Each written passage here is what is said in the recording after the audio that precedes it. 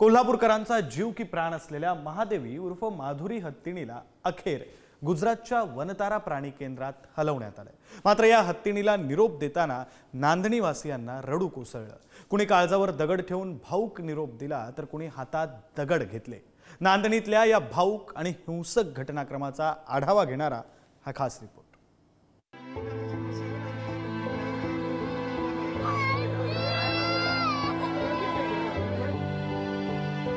या जिल्ह्यात या महाराष्ट्रात आमची लालनीची शान आहे। या अंबानीच्या पैशाच्या पुढे या लालनीकरांचा जाहीर निषेध आहे। ही दृश्य आहेत कोल्हापुरातल्या नांदणी गावातली। काही जण भावुक झाले, त्यांच्या अश्रूंचा बांध फुटला। पाठवायला नको झालं मला। तर काही जणांनी दगडफेक आणि तोडफोड केली। पोलिसांच्या वाहनांवर हिंसक हल्ले केले आणि हे सगळं एका हत्तीणीसाठी। महादेवी अर्थात गावकऱ्यांच्या लाडक्या माधुरीसाठी। तब्बल 1200 वर्षांची परंपरा असलेला नांदणीमधला जैन मठ आणि या मठातली तमाम नांदणीवासियांची लाडकी हत्तीण महादेवी उर्फ माधुरी। पेटा संघटनेच्या तक्रारीनंतर या हत्तीणीला सुप्रीम कोर्टाच्या आदेशानंतर गुजरातमधल्या वनतारा प्राणी केंद्रात रवाना करण्यात आलं। मात्र हत्तीणीला निरोप देताना गावकऱ्यांना अक्षरशः गहिवरून आलं। जीव की प्राण असलेल्या या हत्तीणीला निरोप देण्यासाठी हजारो नागरिकांनी रस्त्यावर एकच गर्दी केली। आपली लाडकी हत्तीण कायमची दुरावणार म्हणून त्यांच्या डोळ्यातून घळाघळा अश्रू वाहू लागले। भरून या लागलाय निरोप द्यायचं पाठवायला नको झालं मला। पूर्वीपासून आहे आमचं हत्ती। आमची माधुरी गेली मला अपेक्षा होती तुम्हाला आणि आता हे निर्णय आला। काय करायचं नको झालं आम्हाला पाठवायला। किती वर्ष बघताय? आता मग 40-36 वर्ष झालं बघायला। 35 वर्ष 40 वर्ष झालं बघालोय आम्ही। लहानपणापासून आम्ही याला बघितले। आमचं घरचं माणूस असल्यावरच आहे वाढली ते। एवढं वर्षाला आम्ही बघत आले तर चला आम्हाला कसं वाटणार। मी लहान गटापासून बघत आहे माधुरीला। मला इतकं वाईट वाटतंय की ज्या माधुरीला आम्ही लहान गटापासून बघत आहे ती माधुरी आता आमच्या डोळ्यासमोर चाललेली आहे। नांदणी या गावात 1200 वर्षापूर्वीचा या हत्तीपूजन आपल्या परंपरा आहे। ह्या तालुक्यात ह्या जिल्ह्यात ह्या महाराष्ट्रात आमची लालनीची शान आहे। या अंबानीच्या पैशाच्या पुढे या लालनीकरांचा जाहीर निषेध आहे।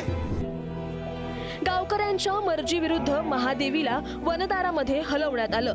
त्यामुळे संतापलेल्या काही नागरिकांनी आक्रमक पवित्रा घेत हातामध्ये दगड घेतले। पोलिसांच्या गाड्यांवर आणि हत्तीणीला न्यायला आलेल्या ॲनिमल ॲम्ब्युलन्सवर जोरदार दगडफेक करण्यात आली। या वाहनांची तोडफोडही करण्यात आली। नांदणी इथल्या मठातील हत्तीणी माधुरीला आता नांदणीमधून वनताराकडे नेलं गेलेलं आहे। मात्र हे सगळी प्रक्रिया सुरू असताना मोठ्या प्रमाणात जमाव जो आहे तो या ठिकाणी एकत्र आला होता आणि त्यांनी विरोध करत पोलिसांच्या गाडीवरती आणि पोलिसांवरती देखील दगडफेक केलेली आहे। आणि याचीच दृश्य जी आहे ती मी काही दाखवतो आणि आपण ही सगळी दृश्य जी पाहतोय पोलिसांच्या वाहनाची केलेली ही तोडफोड।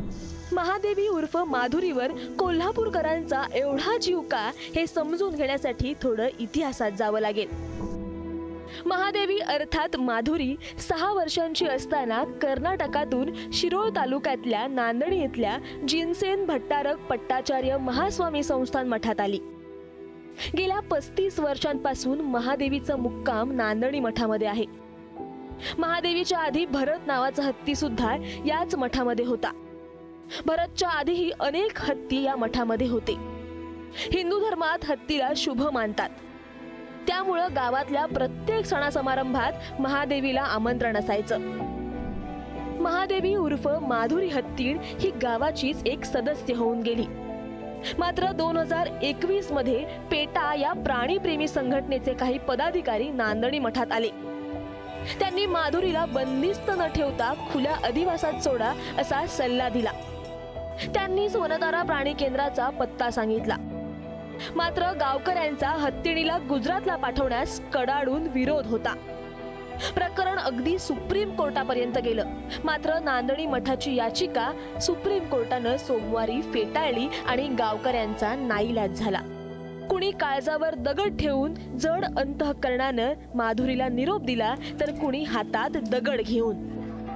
भावना लोकांच्या फार भावनिक आहेत आणि ज्या पद्धतीनं प्रत्येक दारामध्ये ही हत्ती फिरत होती, तर ती अन्य दुसऱ्या कोणत्या गोष्टीसाठी नाही, तर तिचाही तो लोकांच्या सोबत असलेला लढा आहे आणि लोकांचंही तिच्यासोबत असलेली भावना आहेत.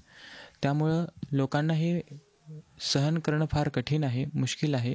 तरीही लोक सावरत आहेत आणि आपल्या छातीवर दगड ठेवून हा निर्णय पचवत आहेत. गावकऱ्यांच्या जगण्याचा एक भाग बनलेली महादेवी उर्फ माधुरी हत्तीण गाव सोडून कायमची निघून गेले. यापुढे ती नांदणी गावात कधीच परतणार नाही. मात्र गावातल्या प्रत्येक नागरिकाच्या आठवणीत आणि हृदयाच्या हळव्या कोपऱ्यात माधुरीचं स्थान कायम राहील. शेखर पाटील, पुढारी न्यूज, कोल्हापूर.